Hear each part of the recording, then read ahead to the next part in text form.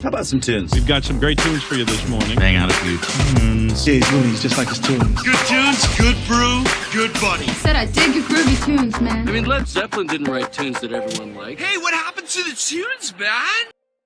Sweet. Like the cameras or the... Oh, the cameras everything. Have been on the whole time. The cameras were on. Oh, shit. But my fucking microphones weren't on. Oh, so I was like rubbing So my I'm balls. an idiot. When I was rubbing my balls on all your shit, we just went outside and saw it. Yeah. Well, you're welcome. Yeah, thank you. Now you get to sniff and watch. What's up, everyone? This is Good Tunes. I'm your host, Timmy Good Tunes, episode number 1.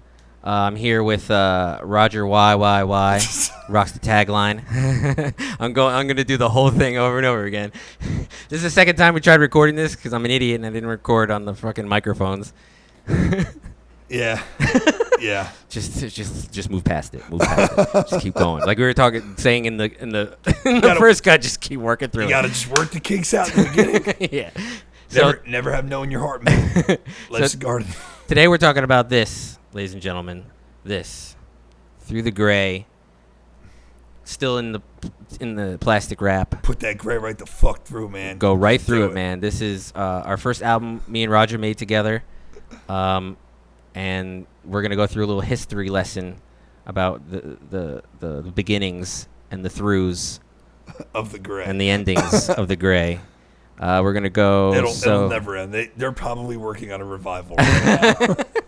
Man, more power to them, man. Yeah. You can keep going. Just do it. I might as well. What else are you going to do? Fucking A. So the beginnings of Through the Gray, Roger, you were a hip hop guy first, right? Yeah, man.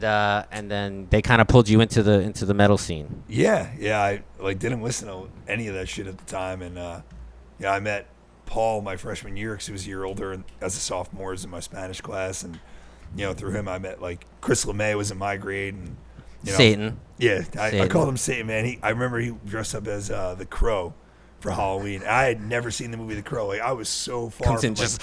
Does it come in as the Crow? Comes in as a crow. Like, bro.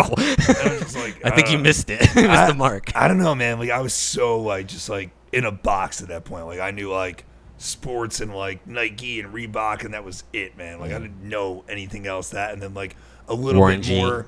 Yeah, more into hip hop because the friends that I had that played sports were more into that. Yeah. So you just learn fashion, culture, tattoos, all that kind of stuff, all kind of intertwined. Right. But I had no idea. And then meeting those guys, they were listening to stuff like Thrice, Avenged Sevenfold, and Tool and Bush, and all different genres and subgenres from grunge to death metal. Sometimes metal. the Tool's inside the bush. Sometimes, oh man, Jesus. What kind of tool? And all you can do is breathe in, breathe out, breathe. Oh, trying to have Let it happen. Let it happen. Breathe in, breathe. Oh yeah. Guy tried to put his tool in my bush. Oh man, thinking back, man, that guy was Scott Stapp before Scott Stapp. He was Scott Smith before he was Scott Oh Stapp. shit, Scott. I don't know what that means. It's just the same first name. It's fucking awesome. There's no undertone. Give me the map, Scott. Give me the map, Scott. Give me the map on how to get through the fucking gray, Scott. I've been trying for fucking 2.5 decades. But yeah, man, I started jamming with those guys. My father had a drum set that he wasn't really playing. He bought. I'm let me fuck around with this thing. And then he went up getting electronic drums, which is awesome because if you don't know how to play and you suck, it's you don't have to piss off the neighbors. Yeah, you don't have to piss anybody off. You don't have to be embarrassed about sucking. And then you found out how to hook up the Discman to it. Right. So I learned how to play, playing Linkin Park's Hybrid Theory, the Temptations' fucking greatest hits, and nice. Michael Jackson's History album, which is was a greatest hits kind of thing. A beginner's repertoire, yeah. Obviously. Yeah, I mean that was what I got. And looking back, man, there were so many songs that I probably thought I could play this, and it's you're just playing a simple beat that happens to go over it, but it's not at all what that drummer's doing. Well, with Linkin Park, they have digital beats as well. Is it hard to hear what that drum is actually doing? At that time, for me, it was it was hard to tell sometimes what was Mr. Hahn on this scratching or or any kind of pad versus what was an actual kick drum, because everything's mixed so tightly together. I mean, and their drum kits sound digital as it is. Yeah, anyway. I mean their overall sound is kind of digital. Yeah, I mean back then you could definitely tell some of the organic stuff because from what I remember I used to be such a big fan. It was so good. I remember he played a Gretsch kit. He had a Gretsch kit that was like it's almost like a tealish kind of fade to a black. Okay. The drummer from Linkin Park, and I remember I think his name is Rob, but I haven't followed them in mad long, so I'd have to check up on that. Let us know in the comments. Yeah, man, pretty sure Rob, and I'm almost That's positive Rob, I remember. like Madonna.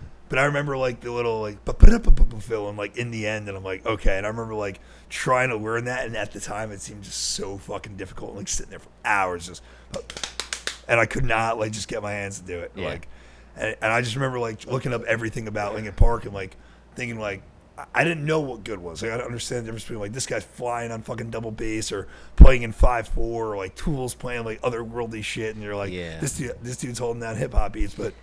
It was relatable, man, because I was a hip-hop drummer that wanted to play in a rock band, so, Linkin Park was, the stepping stone. Yeah. I mean, I got just a little thing on Tool. I can't get it behind Tool. I just can't. I don't get it.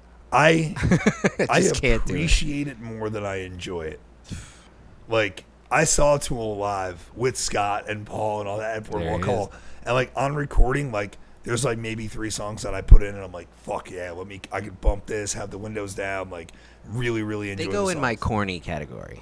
Yeah, I mean, borderline. Even the names of the song, "Hooker with a Penis." Yeah, What are you talking that about? I mean, I never got it. I know mainstream Tool. I know 10 of the mainstream songs. Okay. If I had to name 10 off the top of my head, then I couldn't. I could recognize 10 songs. I'm even more Yeah. so.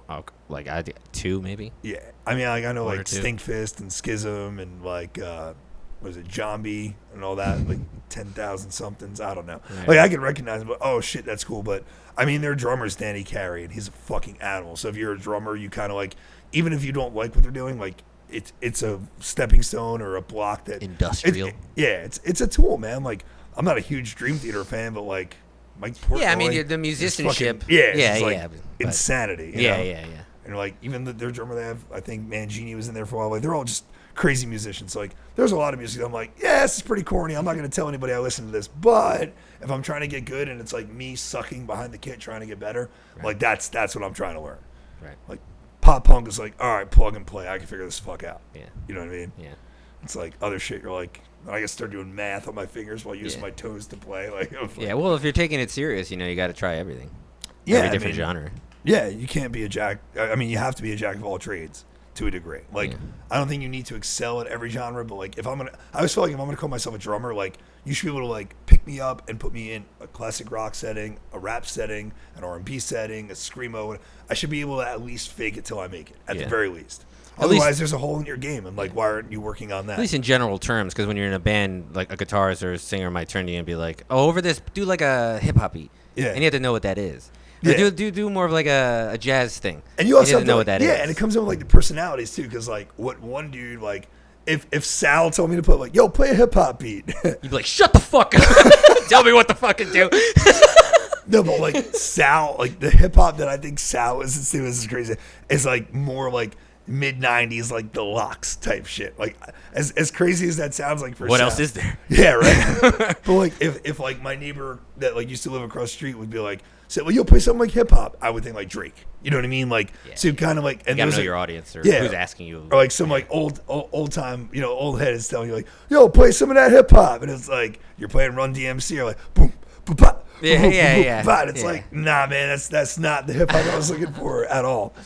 So it depends on where it's coming from too, for sure. Yeah. For sure. Okay, so they ask you. So the original lineup is what?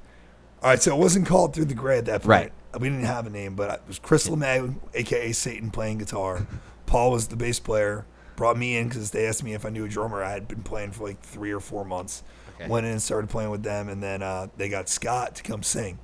And then we thought we were good musically, and I remember we weren't really feeling Scott as a vocalist for a while. So I remember I don't know, guys, blah, blah, blah. At least I wasn't. I can't speak for the other dudes. And then I started jamming with these other 2 dudes, Joe and Mark, and playing other stuff. And about a year later, or however long it was, that band wasn't really doing shit. And then I remember Paul coming back yo, man, Scott learned how to play guitar. And he's he could play the beginning of Lip Gloss and Black by Atreyu. And I'm the fuck's an Atreyu? You know what I mean? I never saw The Never-Ending Story. I've still never seen that movie to this day. It's on my list of shit to do, but I just have not yet. And I'm like, I don't know what that means. And he starts That's like a showing shroom me. movie right there for you. Yeah. That's a shroom movie. Oh, for sure. Just from like the little bits of like the segments I've seen on YouTube, I'm like, okay, I get Whoa, behind that's that. a big dog. Why is it grabbing me? That horse is gonna die in the mud. Jesus Christ. Yeah, man. Okay, trailer. Yeah, I mean, and I remember him just like hyping up Scott. I'm like, I don't know, man. I'm like, and he showed me like, I remember going on like, I guess YouTube or whatever it was, like whatever search engine MySpace. at the time, yeah, and like showing me Pure volume. Lip Gloss and Black. I remember watching the music video. I think it came on like MTV's Headbanger Ball one night. And I'm like, what the fuck is this shit? This screaming shit's stupid as hell. And I'm like, I did not like screaming at all, bro. I was the biggest shit talker, so judgmental, because all the people I show were like, oh, is that like Kill Your Parents music? Like, that's just all the people I was around. That's what we do it as. Yeah. You know what I mean? Yeah. And then I started listening to Kill it. Your Parents. And then I remember like, Kill Your Parents, rape your dog. yeah. And I remember like, that's like when I was like kind of like trying to play football and started trying to lift weights and all that shit. And I'm like, I need some, like, yeah. But I mean, it was a good like hype up to like listen to metal and like. Hey, you got the body for it. I was told that at a show by a talent agent. In, A 40-year-old guy. I backed into some dude's fucking Lexus with my pickup truck when I was playing with Corporate Ride, Tommy and Josh. And he's like, hey, don't think I didn't see you.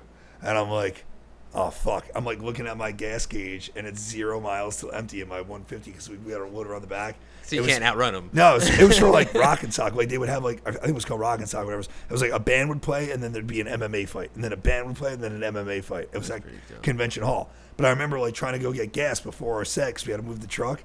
And I'm like backing up and I had like the beep, beep, beep, beep when she would back up. So I'm like, oh, that'll go off. Didn't go off. Right into this fucking Lexus. And I'm like, oh, skirt, time to leave.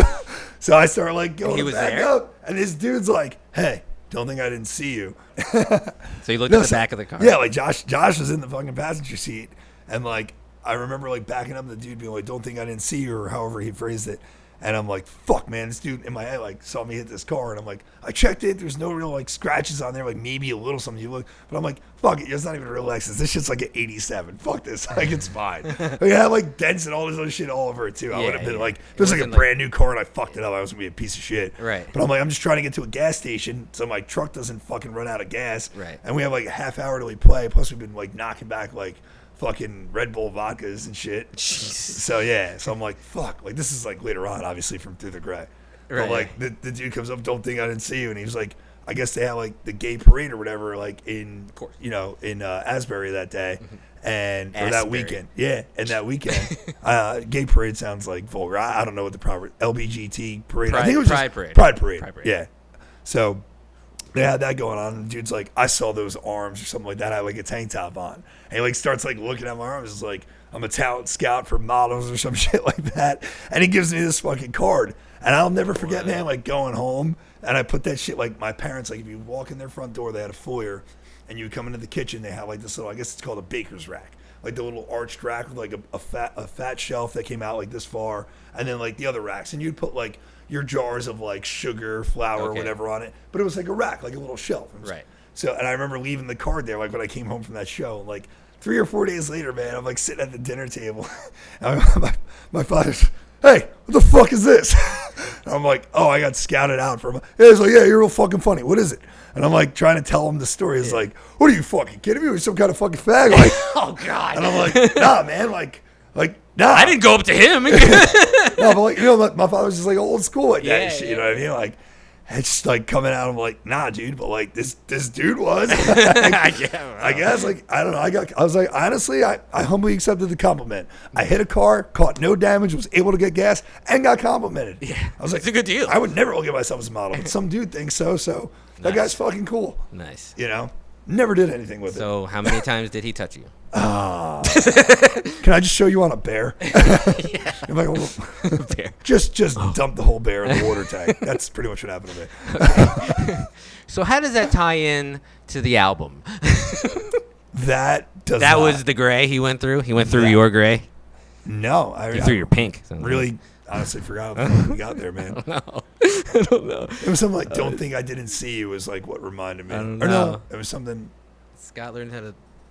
And then Impulse 9. He didn't have a band title. Shit, Oh, man. No, we jumped around. Bro, where did we go just then? We're gonna have to watch the tape back. I think it was something about me not having a shirt on. I'm sure is what Okay. Because that's how you said you like remembered me and all that shit. Right. That's how everyone meets me. Right. Things haven't changed, bro. Neighbors literally just moved in yesterday. I was like outside drinking in the fucking pool, and I fucking go over to like get something in my truck when people are leaving. I go say like hi to them, no shirt on, because I was in the pool. Like I went out with like a bowl of food and a beer. And I'm like, hey, what's going on, Roger? Like, who the fuck is this? Like, Oh, so he's that guy in the neighborhood. yeah. But then my other neighbors came out, and then they learned about them. So like, I'm cool. Oh, word. Yeah, I mean they're fucking awesome, but like. Just like old head, like hippies and shit. Cool as fuck. I mean, rather that than the other end of the spectrum. Yeah, for sure. So we're going to take a little break and with a word from our sponsor. One of our sponsors is called J&R Videography. My boy Jesse Rafter's video production company. Make sure you guys hit him up. And if you guys mention Good Tunes or the Idiot Box or Timmy Good Tunes, anything like that, when you're doing business with him, he'll knock off 10% on whatever you guys are trying to get filmed. He does videography, photography, weddings, bar mitzvahs, corporate events, webcasting, photos for social media, Instagrams, marketing, things like that. J&R Videography. JRaftervideo.com. Put information down here and links to his website and YouTube in the description box. So make sure you check that out. J&R Videography. Timmy Good Tunes. Mention Timmy Good Tunes to Jesse Rafter. Good Tunes Idiot Box to Jesse Rafter, and he'll knock off 10% from the biz, whatever you guys getting them to do. All right. Back at it.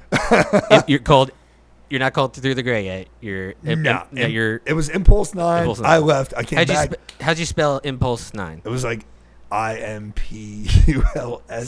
Impulse. And it was then like just Impulse 9. .9, I think. .9? It all was squished together? It was something. I think they were all like gamers, like at one point, and it had something to do with that. But I knew nothing about everything that I learned that like sounds like a Halo thing or something. Yeah, like more artsy, more gamey, more anime, more like anything like that, bro. Those guys are like what took me from like Jockland and started opening up the horizons. Jockland. Yeah, Jockland. It's fucking coming that's out. Like summer 2021. That sounds like a Disneyland for jocks, though. I could just. We got every sport. Whoa! Tourneys. Everyone who doesn't win dies. Tourneys everywhere. If you don't want to play, we got a fucking fantasy league for every sport. Whoa. Yeah. I never referenced myself as a jock until Scott did, and then I was just like, "Oh my god, he's right." Out of the group, for sure. You're the guy. But I mean, I wasn't like that dude. Like, I never had like a varsity jacket or anything. I just grew up playing a lot of sports as a kid. Yeah. Music's actually what took me out of it. But yada yada yada. Find out Scott can finger tap. I fall in love with metal after thinking I fucking hate it. Right. Learn about Avenged Sevenfold, Under Oath, From Autumn to Ashes, and Atreyu. I literally went out, had my mom drive me to the fucking CD store. They had that like little like Howell Records on Route 9, and I got those. And I remember I forget if it was texting or talking to Phil Fontana again, who like was the first drummer we ever really played with for a show. Right. And I remember like asking him like, "Yo, At Rest fame, can you do this? Like, can you do this From Autumn to Ashes stuff?" Like, I was like the dad in the group, almost of like, what's going on here? Kind of like, you know, I had no idea about any of that shit, but I just knew like I never felt this before, man. Like I never listened to shit like this. Like this shit's fucking raw, you know? And even though like looking back, like there's so much shit that's more raw, but like just like even the Under Oath screams, man. Like even when they were trying to be popular, I always believed his screams. I always believed like the despair is like the best way to put it, I guess. Which is kind of why when you listen to Atreyu and you're like, this sucks, because the Atreyu singer, I feel like he's just trying to get his voice. It's like all saliva. It's like yeah. It's not a scream. It's like a voice. He's like faking it. Yeah. Exactly. And then you tried. They told you it ain't working. Oh yeah. I forgot we fucking did this part already. So I'm trying to recall what we've already done in this session versus what was in the first one with the no fucking sound. So yeah, the most compressed I could kind of put it is when we were all playing together in that time around. I think I was still drumming at that point, and we were writing stuff that we thought was pretty cool, but like we didn't really know how to define our sound. Scott's cousin Mark's like, closest shit I could find is you guys sound like Boy Sets Fire. I'm like, Who the fuck is Boy Sets Fire? I hear it, I'm like, okay, I mean, they're cool, but it's not really what I like. I guess I could, like, be open-minded. Yeah. Go on more and more trying to, like, adapt that sound. Like, I remember we, like, did a whole recording at, like, Jam Room. Like, there's, like, songs called, like, Song 5 and, like, Metal Song and all that. Like, at some point... Song 5. Yeah, like, when we... At this point... All right, the part I'm leaving out is, after I left the first time when LeMay was playing guitar and Scott was singing, when Scott switched to guitar, that's when, before we came and found you, we got a second guitar player. That's how we found Robo Steve. Robotic Steven. Robo was never part of Impulse 9. It was Impulse 9, I Dipset. What I Dipset for didn't work out. And then Paul brought me back, and Scott got fucking good at guitar, like really fucking good. Right. And then we found Robo Steve, and then that's kind of like we were playing the four of us forever, and shit was going nowhere. And then So at that point, who's better at guitar? Scott. I would say Scott, yeah.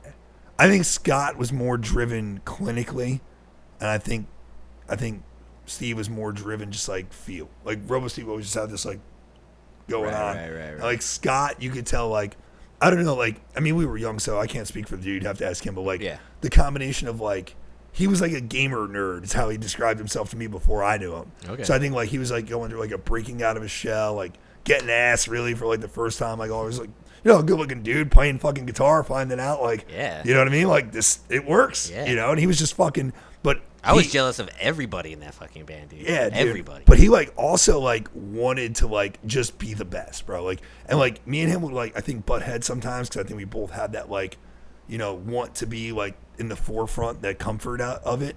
But at the same point, like we respected each other in terms of like that work ethic was always there. Like I knew if I was up at 2:00 in the morning playing electronic drums, I had to be because if I went to bed at 1, Scott would stay up till 3.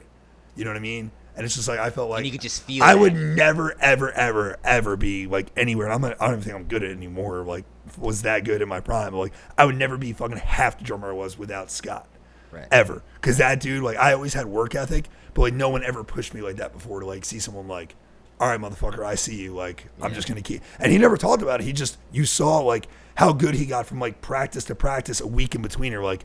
Last week you were struggling like you could barely play it. And it's awesome because they're just ripping. Yeah, like, it's awesome because that guy's in my band. But at the same time, I was like, fuck. Yeah, I gotta work harder. Yeah, dude. If I was in a different band, watch that, I'd be like, guys, I don't know. You know, you start pulling LeBron James. Like, where can I go to fucking win the championship? Because I can't do it with these guys. Like, I'm not good enough to pull them through. And you know? that to tie that, Scott would say, not always say, but he said numerous times, seeing as seasons fade. Yeah. And that guitarist. Yeah, because he did the fucking Eric Rudick. He did the shit behind his hands. Yeah, he's still an and animal. He did the teeth. Yeah. And when Scott told me when he saw that, he was like, "Oh shit, I gotta fucking kick it into high gear." Yeah, man. So we didn't even know we were helping each other. Yeah, it was crazy. And we were helping each other. Dude, I heard your band, and I remember being so bitter, bro. Like so mature. It's like, yo, fuck these guys. they're not even that good. Like Tim should definitely leave the shit. And then like, but meanwhile, I'll be like, this is so fucking good. Fuck you guys. You know, like, because no one wants to be like, bro. You're like, you know, testosterone's running amok. You're fucking 16, 17, 18 years old. Everyone's trying to be the big dog before fucking high school lets out. Especially in that. in Scene, that show, that was just the show. And like you heard about like bands that were like, I remember like hearing they were signed, like being adults now and seeing like what signed meant or like whatever. But I remember like hearing about like, oh fuck, that pasta's coming back. Oh no. But like No Hollywood Ending, Gray Lines. Yeah. I remember always hearing those names, and then like At Rest started getting a lot of movement because they kind of had like that whole like As I Lay Dying vibe at the time going on, and like. That's how I found out about As I Lay Dying, because At Rest is like that's kind of what we sound like, you know what I mean? Right. And like, just it was such like, I guess it was like such a brotherhood because we all knew what each other was doing without saying it, but it was competitive as fuck. Like, at least for me, I don't care about it. It was very unspoken. It was not like a disrespectful competitiveness. No, it was more internal. I feel like at least I don't think it was. I feel like everyone tried so hard to like mask it because like when you went to a metal show, like you see all these dudes that are like heavy shit, bro. Yo, what's up, buddy? Like hugs, like dudes on dudes, just like hugging, love. Like there was none of like that fucking like locker room culture there, like at all. It was well, but it's like, but everybody left to like talk shit, or this one fought this one, or this one fucked this one's girl, or this one like, yeah, man, like shit. Whoa, yeah, like there was always that. Yeah, I think there was always that drama. I mean, you can ask the kids we played with, but that shit definitely went down. Those scene girls, man. Yeah. They get around. Yeah, man. I don't know anything about them. No. I don't think, never dated a scene chick. Yeah. So, you guys saw us at Prince of Peace. Did I fast forward too much, or? No, you're good. Yeah. Okay, so you saw us. Because at at Prince that of point Peace. we were looking for a singer. Like, Yeah. I tried singing when I discovered I could scream through like playing around with Thrice in Scott's car. Yeah, they auditioned me first to like try to get through because we found Jay as the drummer. We couldn't have two drummers. We're just trying to make it fucking work. So I'm like, okay, we go out, we play a couple shows, do that, little tracking at the jam room or whatever, and then we're like, oh fuck, like this can't go on. Like, I got stage presence, have an okay scream for the time, whatever, but Yeah. I can't sing. And now like, I think at first we didn't give a fuck because we didn't think it was anything. Mm-hmm. But then when we saw how good we were making each other musically, and like Jay was an animal, like metal style drums. Like I never saw anybody drum like that before at that age. Right. I didn't know anything about that. So like between him and Scott and Paul being super creative, and then like Robo Steve willing to put the work in with Scott, they were like, dude, like, the left hand knew what the right hand was always doing on each other's bodies, Yeah. So it's like seeing all that, we're like, okay, the only thing that's the weakest link is the vocals, which sucked, but we had to do something. So we're like, all right, what do we do? We're going to go two singers. Like, they were cool. They weren't like, yo, Raj, get the fuck out. They were like, all right, let's work with you and all that shit, which was dope. Right. And that's when we went to go try to find singers, and like we wound up going to see, I forget the order, but we asked Sebastian, we asked a couple other dudes, and we wound up going to see you guys, and we're like, oh shit. So Sebastian went to my high school, Frio Borough, up until senior year, and then he went to Howell for FPAC. And then you guys asked him. I just left As Seasons Fade for whatever reason, and he said you guys are, you guys asked him, and it's not really his style. But he was like, Tim, they sound like they're really tight, they're really good. It's just not my style. They kind of sound like Thrice. And I was like, all right, that's pretty dope. Yeah. Like we were saying before, I don't know who contacted who. I might have contacted you guys. I totally forgot. Yeah. I think he gave me somebody's screen name maybe or something like that, or email or something. I don't remember. I forget, man. Like, all of my memories of like early on with that are like more blurred. Like when you came in, like I remember being in Paul's basement and you singing out of the little amp. I remember you doing like the tryout shit in the room and like having like that like giddy look, and like we were all kind of like looking at each other like, oh shit, we're a band. Yeah. And then I remember I sang Silverstein. Yeah, was it tryout. November? Was it November, the song? Maybe. Yeah. I think it was November. Was it a tie me up with sheets and hang me from your tree? Something like that. Yeah, I think you did like. It was that album. I think we made you do like a minute into like 3 different Silverstein songs. Right. To like just see like, because some were slower, some were more like with the screams. Yeah. So. Yeah. So that was awkward. Yeah, man. I don't know any of you guys. It was like old. Yeah, this but big dude, ass you had such a rough exterior though. Like you took that like a champ. Like I felt like you walked in there like confident as fuck, like knowing what you were doing. I would never guess that you were like on the other end of that spectrum. Man. Yeah. You walked in there like a boss, bro. I was like, all right, sold. Yeah, I long story short, the Seasons Fade songs that we recorded, I'll always say my screams were fucking top notch in those 2 songs that we recorded. My singing melodies were really good, but the quality of my singing wasn't that good because I was just like really nervous in front of those guys. They weren't like, I wasn't like tight with them. Yeah. I knew them more than obviously than you guys. Rudik's still a fucking monster, dude. Yeah, they're all monsters. Yeah. I'm always in bands when everyone's better than me. It's just the smart way to play it. It's just the smart way to play it. You always want to surround yourself with people who are better than you. Right. So it was very internally, personally, I had something to like prove. So yeah. I would like to go back out there and just keep going and keep going and keep going. Right. Yeah, it was. But inside, I was dying inside. Oh man, I forget what it was because like I remember like fast forward from there, a bunch of blur for me, so I can't really come at it unless you remember. But I remember our first show, like you had like Holy this Cross. like. Yeah, you had this pea coat on, and you looked like all prim and proper, and we kept calling you Felix. Do you remember that shit?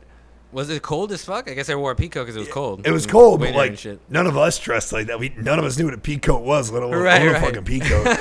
Like, you came and were like, "Oh, what's up, Felix?" I think Scott called you Felix. Yeah, Felix. And I like, remember that. and then I think like we got you to take your shirt off like halfway through the fucking set. Yeah. Which is fucking awesome. It's like, this is what we do here. Welcome. Yeah, I wanted to make an impression. Yeah. So first show, I had like just jeans and like a button-down black shirt. Yeah. It was probably the same button-down black shirt I wore when I worked in the restaurant. More than likely.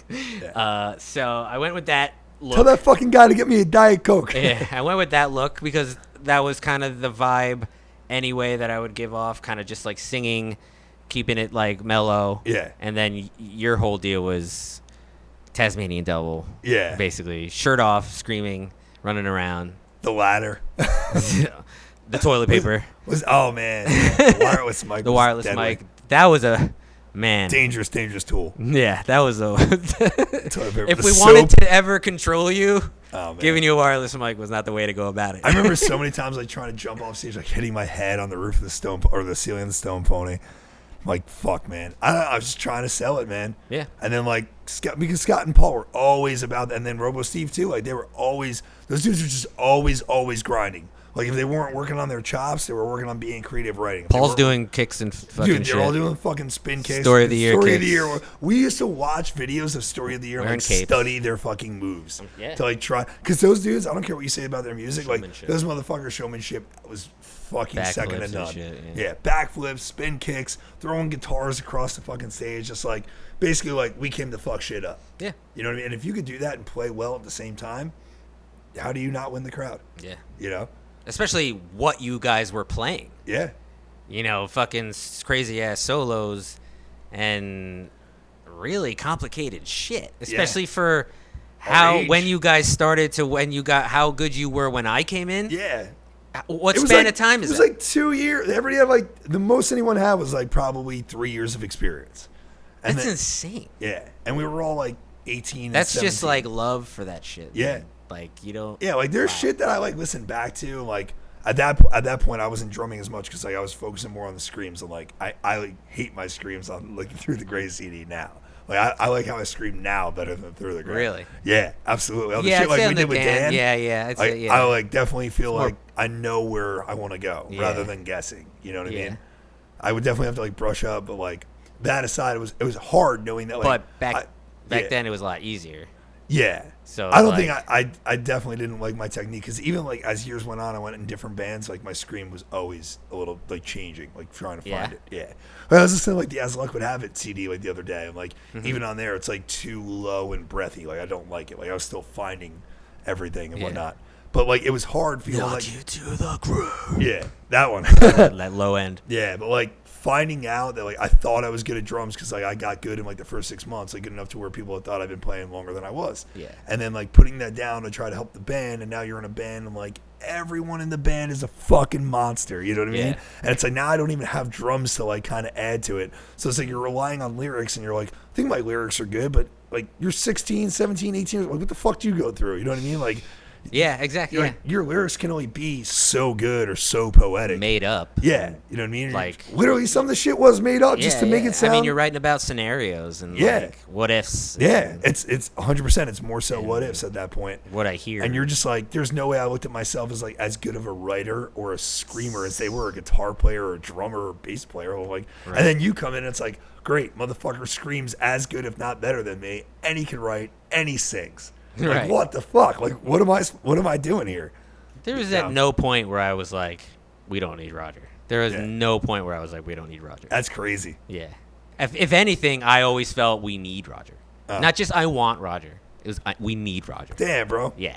Because I remember leaving at one point, and you like carried the torch for a little bit. I think that was farther bit. down the road. I remember like working sound or We whatever. played with the authors, didn't we? Didn't you hop onto authors and we played a show? We did that show, but we And did. I used this mic? Yeah, we did You another. were just fucking you were standing out there, right in the middle. You were like the only person on the floor, and you were just like watching us like this. And I remember just like singing to you, like Yeah. just you. Like Because I didn't know like what what it did was. people think was gonna? Did they look at that and be like, are they gonna like fight? Like, is there like? I didn't like do a it. beef? I honestly did it because before that there was a show where I was working sound. It was like a Metal Mama show, and that was like when Helvetica and like Shades of Decay and all them were playing. And I just used to use like the PA system to like do sound here and there. And I remember you guys played without me. It was like your first show without me. And I remember you were like busting my balls for like leaving as I'm like working the sound. I remember like looking over you and all this. So then the next Well, you don't weekend, get off that easy. yeah. Oh, exactly. I was getting publicly. I was getting roasted. It was awesome. It's fucking That's what great. you get. But then, like, I think that was at like one of the firehouses, either like Bamber Firehouse or whatever. But then, like a couple weeks later, we played the Moose Lodge in the same area, which isn't far from here now. And that's when Authors was on that show. And then I think, if for some reason, I guess I wasn't in the band at that point. I'm trying to remember because there was one where I was in Through the Gray and Authors at the same time. Because I remember I had to do Authors, then Through the Gray, and then Authors had another show at like some gym in Jackson, and I went there and I did like a fucking three shows in a 5-hour type deal. But definitely the one where I was standing watching you guys was more or less to say like I don't think anyone else was going out there, and I wanted to be like, yo man, like no hard feelings. I left because it wasn't what I wanted it to be, but like you guys are still my friends. Like I still support you. Right. And no one else is still like if no one else is gonna stand up for you, like I still got you. Like I'm not gonna let you play to nobody. Like I got you. Right. And like the arms folded wasn't gonna be tough at you. It was more. No. It wasn't. just like you were analyzing us. Yeah. You were analyzing us, not in a like, oh, they can't do it without me. It was just like, let's see what this sounds like without me. Or let's like say, I didn't take it as. Yeah, it was definitely like without me. It was definitely more like let me see it from this end because like some of the shit we would like do, it's like I'm running around like Tasmanian Devil. Like I don't get to appreciate the technicality of it, but like seeing how everybody played together and this and it was actually enjoyable. And to that's watch. one of the reasons why we needed you. Yeah, I can't do both of that. Yeah, because the intertwining. Yeah, and just the non-stopness. Yeah, of our vocals. Yeah.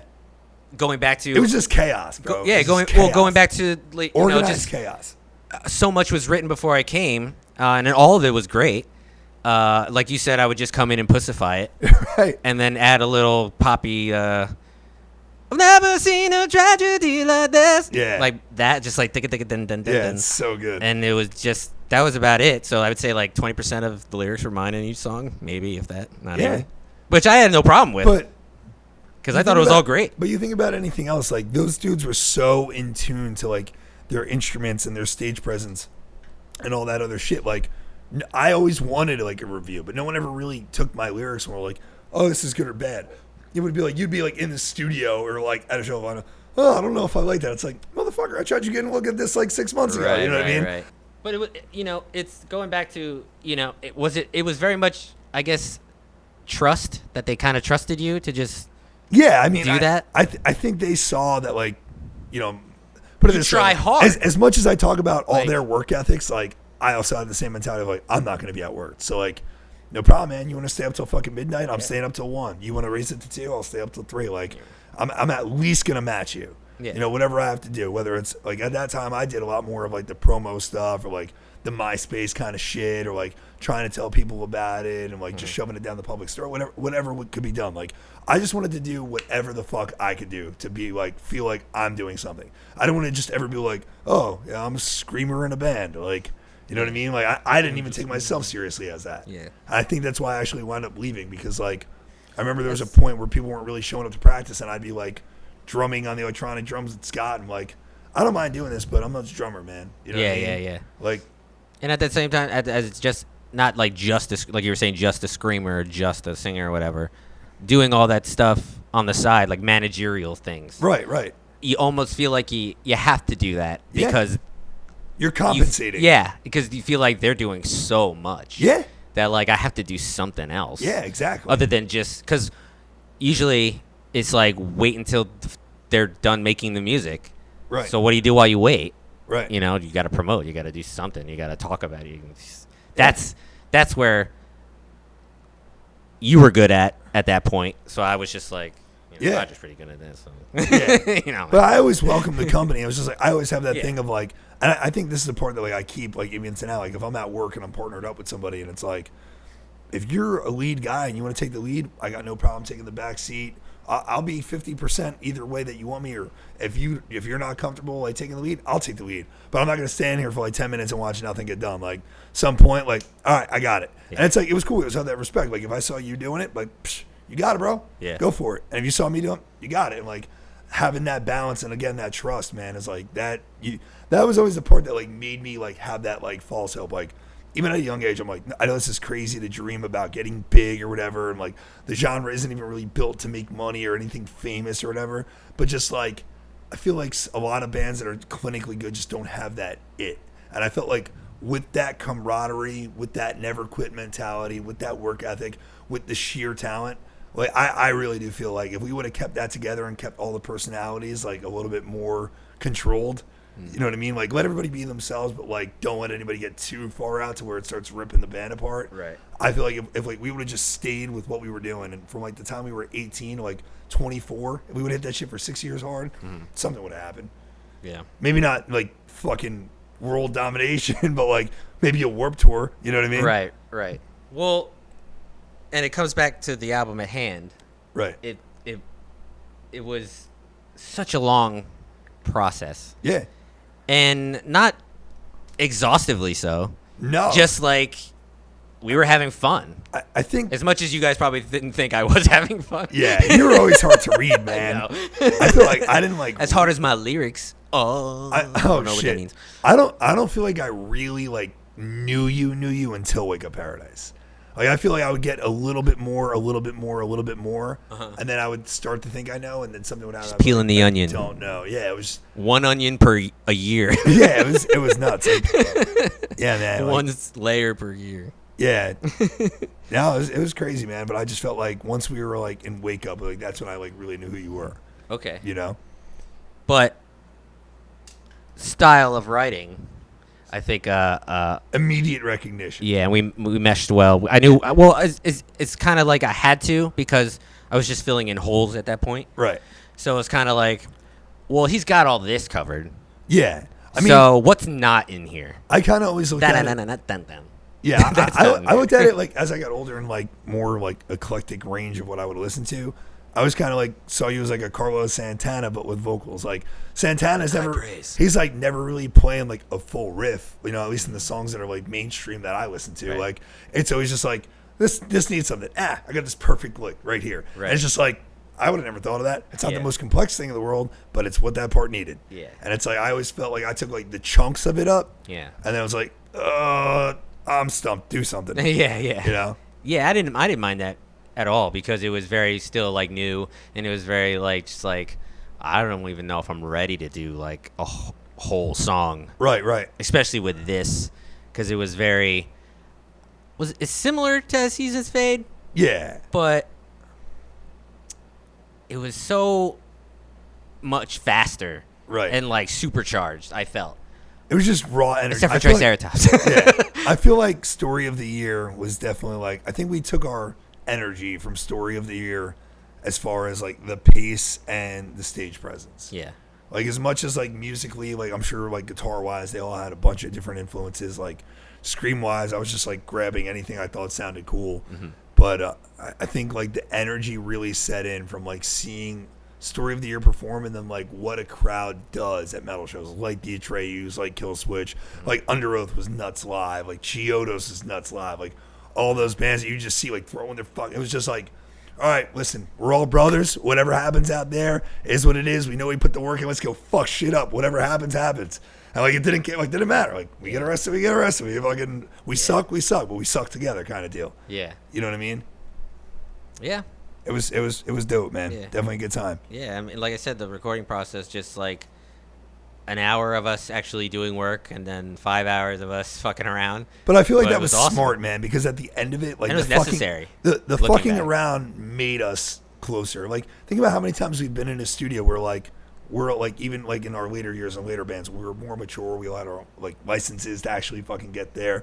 We had jobs, so it's coming out of our pocket. We're paying for our time, and it's like.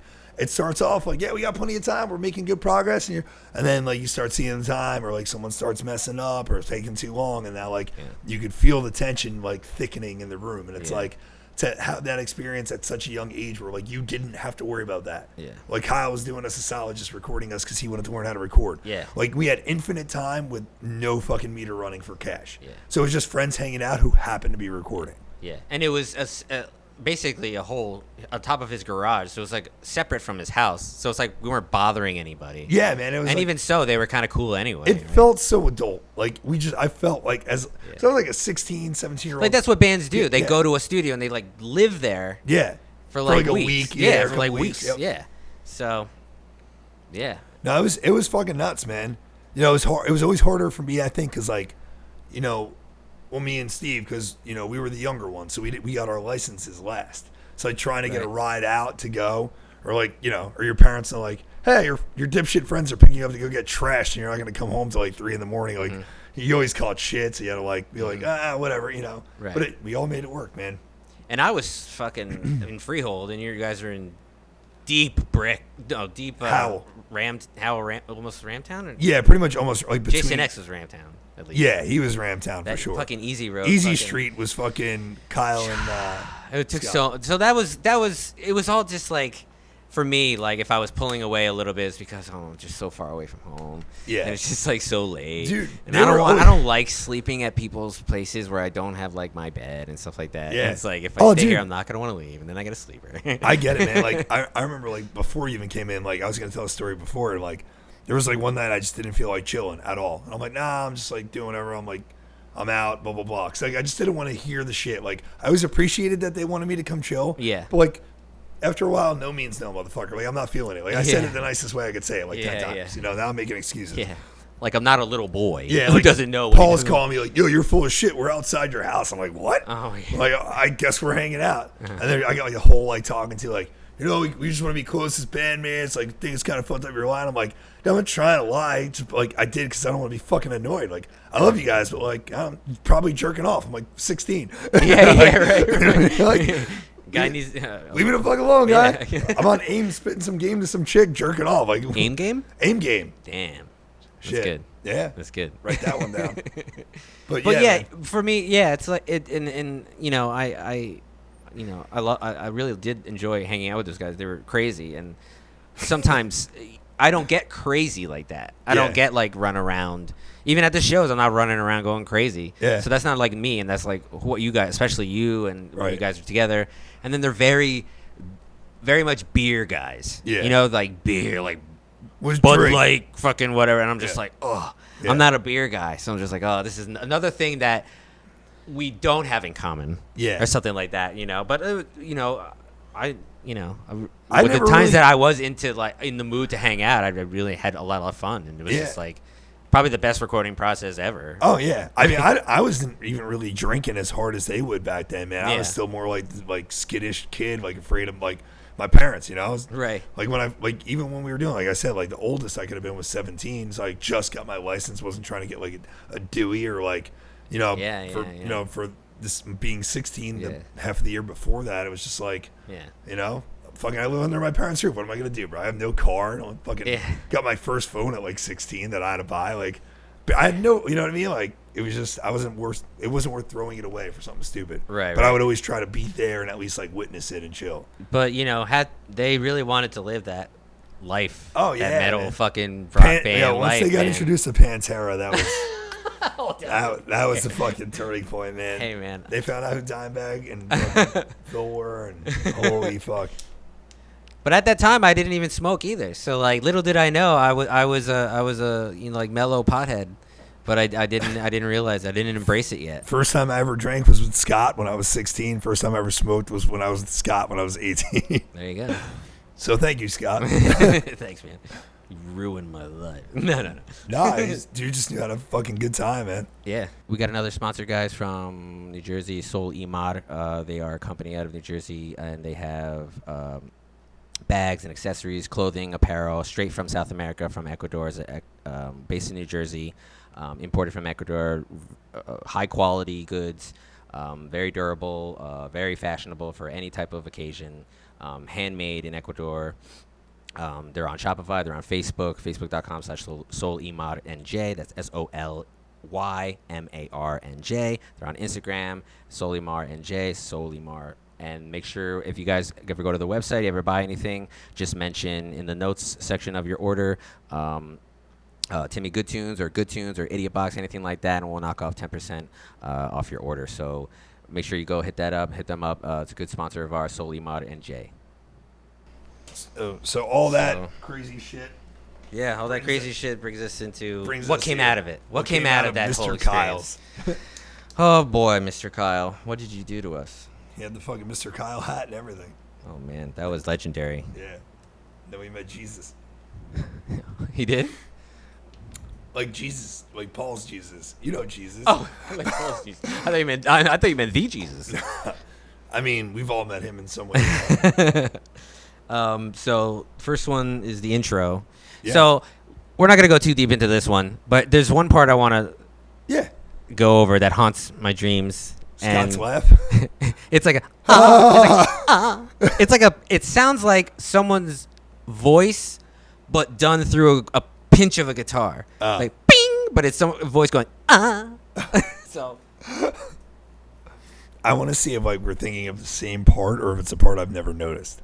okay.